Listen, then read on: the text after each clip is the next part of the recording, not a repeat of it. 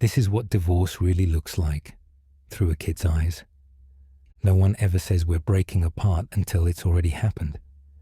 For years, Leo thought his family was one of those slightly weird but solid ones.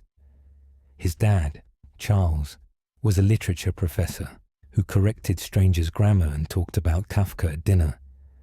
His mum, Dana, was a quiet children's author who always looked like she was half thinking about something else, even when she smiled.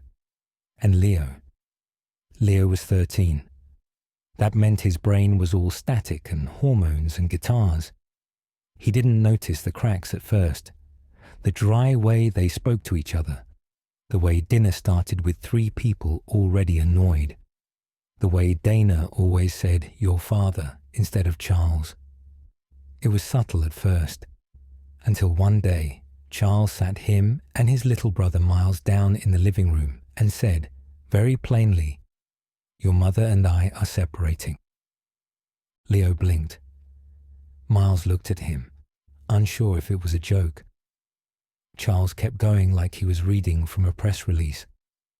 "We're going to be living in different places for a while. We both think it's for the best." Dana wasn't even in the room when he said it. She was in the kitchen, washing a single plate. When Miles asked why, Charles shrugged and said, "It's complicated." Leo didn't cry. He didn't scream. He just went to his room and stared at the ceiling until the sun went down. That was the beginning of the split. Everything after that was a choice. Pick a side. Adjust. Survive. Charles moved into a small brownstone 5 blocks away, filled with books and barely any furniture. Leo ended up staying with him most of the time, not because he liked it more, but because Charles said things like, "Your mother's being selfish," and "I'll treat you like an adult," which sounded cool, until you realized it just meant no one checked your homework. Miles stayed mostly with Dana. He was 9. He cried a lot more. Dana tried to keep things stable. She made snacks, bought puzzles, talked in soft voices, but the warmth started to feel rehearsed. Leo felt like a ghost between 2 addresses, learning quickly that neither side really wanted to hear about the other. At school, Leo stopped talking to people. He carried a notebook full of song lyrics and wrote band names on his sneakers with a Sharpie. When teachers asked if everything was okay at home, he said, "Fine," and changed the subject. One time, when a friend asked why his parents split, Leo said, "My mom cheated," even though he wasn't sure if that was true. It just made the story easier, less blurry, more complete. That weekend, Charles took him to a movie and walked out halfway through, muttering, "Derivative trash," while Leo just wanted to stay in the dark and not talk. At home, Charles spent hours rereading his old short stories and muttering about how the publishing world didn't respect genius anymore. He told Leo, "You're the only one who gets it," but Leo didn't know what it even was. The weirdest part? Leo started believing him. Leo started saying things that didn't feel like his own. At school, during a class discussion, he called a book pedestrian, because that's how Charles described everything he didn't like. The teacher gave him a strange look, but Leo liked the way it sounded coming out of his mouth. Big words made him feel older, sharper, untouchable. At night, he'd sit with Charles while he drank cheap wine and ranted about other writers. "Your mother has some talent, sure," Charles said once, swirling his glass, "but nothing truly original. Her work is sentimental. She writes for people who don't read." Leo didn't know what to do with that, so he just nodded. Meanwhile, Dana was different, calmer, but less present. She smiled more, but it felt disconnected, like someone who had already moved on, but forgot to tell everyone else. Miles seemed to adjust faster. He talked about school, played with the neighbor's dog, asked to watch cartoons. Leo didn't understand how he could be okay. "Don't you care?" he asked one night. Miles just shrugged. "They still love us. They just don't love each other." Leo hated that answer. It felt too neat, too grown up for a kid who still wore Spider-Man socks. Weekends were the worst. Switching houses, remembering which fridge had juice, which parent asked about homework, which one pretended they didn't care but still noticed everything. Charles got him a typewriter and said, "Writers need discipline." Leo typed one page and never touched it again. Dana got him a guitar lesson and said, "Music helps you express what words can't." He skipped the second session. Neither of them noticed. One Friday night, Leo heard Charles on the phone with a woman. He didn't try to hide it. He laughed, flirted. Later, he told Leo, "You know, men like me, we attract attention. It's just reality." Leo didn't know what to say. It felt like Charles wanted him to be impressed. But he wasn't. He was just confused. Was this what being an adult meant? Reinventing yourself, trashing the past, pretending it all made sense. At Dana's place, things weren't any simpler. Leo walked in on her talking to a man in the hallway. Not Charles, just some guy.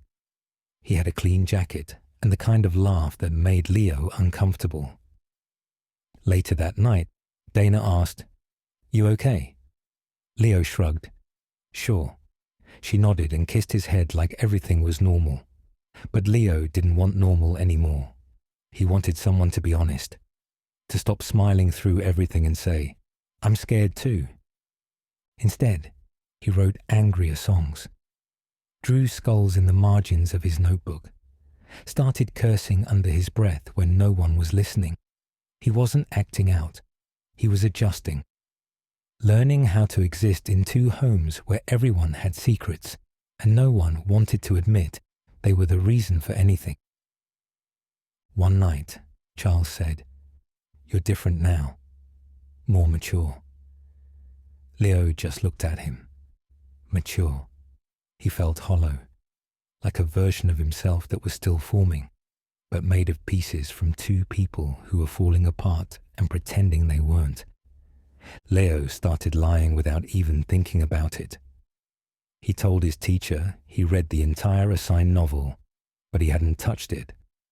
He told Dana he spent time with Miles over the weekend, but he barely said 2 words to him. He told Charles he was working on a short story, when all he'd done was scribble his name over and over in different fonts. It wasn't about getting away with things. It was about control.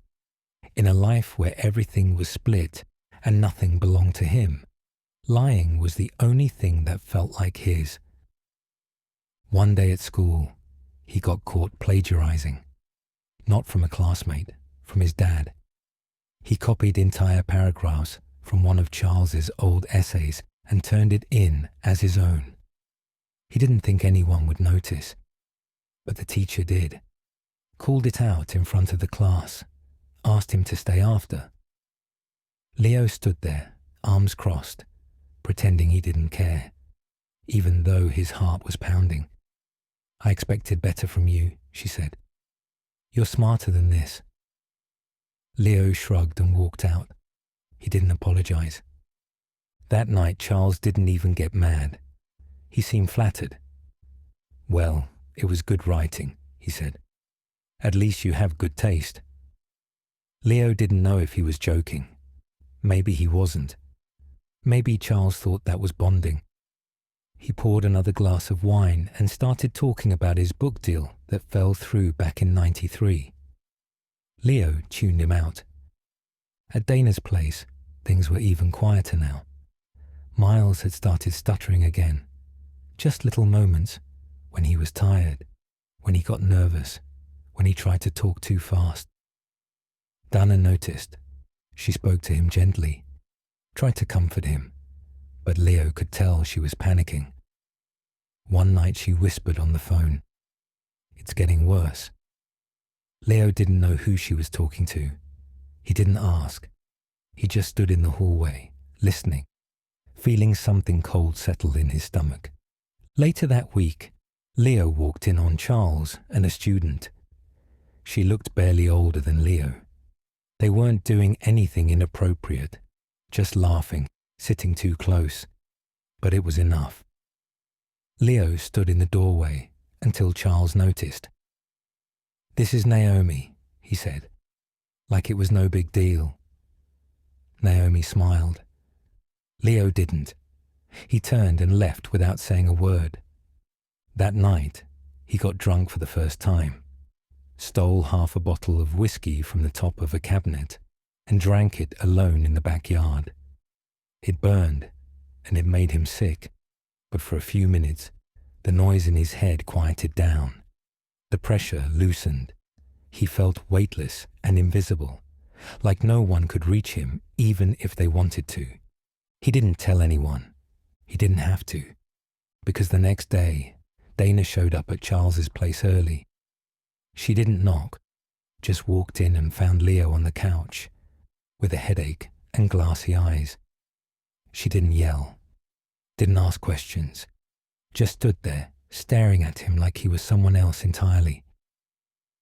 Leo looked away. He didn't want to see her disappointed, but he already knew. She wasn't surprised. Charles didn't even argue when Dana showed up unannounced. He just stepped aside and let her in like it was still her house. Leo stayed on the couch, head pounding, stomach twisted. He thought maybe she'd yell, maybe she'd cry, but Dana didn't do either. She just sat down across from him and asked, "Do you feel okay?" Leo nodded. She shook her head. "Don't lie to me." He didn't say anything. She waited. Then she stood up and said, "You're coming home with me." Charles leaned in from the hallway. "He's fine." Dinah turned and looked at him. "No, he's not." Leo went with her, not because he wanted to, but because it felt like the only option left. At her apartment, everything was clean and quiet. Too quiet. Miles was sitting at the table working on a puzzle. He looked up when they walked in and smiled, but it faded fast. Leo gave him a half nod and went straight to the bedroom. He didn't talk much that week. He barely ate. Dana gave him space, but her eyes followed him constantly, like she was waiting for him to fall apart again.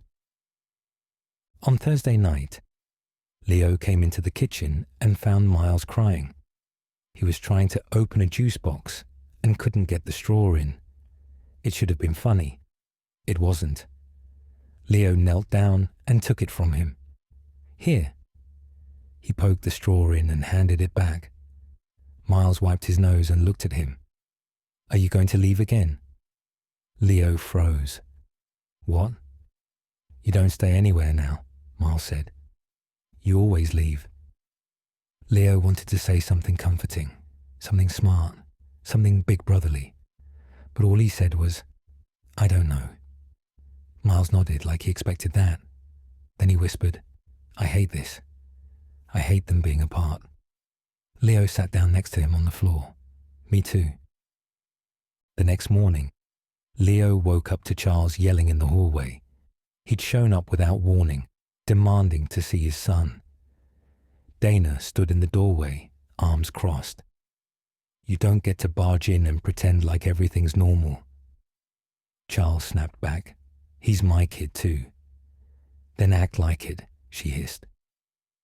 Leo watched from the bedroom. Miles was crying again in the corner. Leo walked past them all, grabbed his coat, and left. He didn't say where he was going. He wandered Brooklyn for hours, just walked. No music, no plan, just buildings and strangers and streetlights. He felt like the world was full of noise and none of it had anything to do with him. Eventually, he ended up at the museum, the one he used to go to with Dana when he was little. It was mostly empty. He found the giant squid and whale diorama in the back room, the one where the squid wraps its tentacles around the whale in a frozen battle. He stared at it for a long time, and for the first time in months, he cried, not loudly, not dramatically, just tears that wouldn't stop, because it hit him, standing there, that his parents weren't fighting anymore. They were just stuck, wrapped around each other in a fight that had already ended, but neither of them knew how to let go. Leo didn't go home that night. He stayed at the museum until closing, then took the long way back. By the time he got to Dana's place, it was past midnight. The lights were off. He slipped in quietly, hoping not to wake anyone, but Dana was sitting at the kitchen table, reading with a mug of something that had long gone cold. She didn't say anything when he walked in. She just looked at him, then looked back at her book. That was enough. Leo sat down across from her. Neither of them spoke for a while. Then she said, "You don't have to pick a side." He nodded, but he didn't believe her. Not yet. The next day, Charles called. Leo didn't answer. A week passed, then 2. The silence was louder than the yelling ever was. Dana stopped asking questions. She let Leo breathe, let him take up space without constantly checking for damage. Miles got a little better. His stutter didn't go away, but it got quieter. He started laughing again, usually at dumb cartoons or his own bad jokes. Leo watched him and wondered how someone that small could carry so much and still find a way to smile. One afternoon, Leo opened the notebook he hadn't touched in months. The pages were filled with scribbles, half-finished thoughts, song lyrics that didn't rhyme. He flipped to a blank page and started writing. Not about Charles, not about Dana, just about himself, how he felt, what he remembered, what still hurt. It wasn't good, but it was real. A few weeks later, Charles asked to meet. Just coffee. Neutral ground. Leo agreed. They sat in a quiet cafe near campus. Charles looked older, tired, like someone who had finally realized he wasn't the smartest person in every room. He said, "I haven't been fair to you, or your brother, or your mum." Leo stirred his drink and said nothing. Charles added, "I just didn't want to feel like I was losing everything at once." Leo looked at him and said, "You didn't lose us. You just stopped listening." Charles nodded slowly.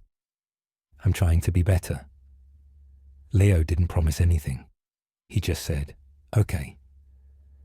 Back at home, things weren't perfect. There were still arguments, still awkward silences, but the pretending was gone. That made it easier. There was space now, space to mess up, space to breathe, space to not know the answers. Leo finished the notebook, every page. Some days he wrote 3 sentences, some days 10 pages. When it was full, he didn't start a new one. He just put it in a drawer and left it there. Not as a memory, not as a wound, just as proof that it happened. Years later, when someone asked him about his childhood, he didn't call it tragic. He didn't call it normal. He just said, "It was messy. But I figured it out." And that was enough.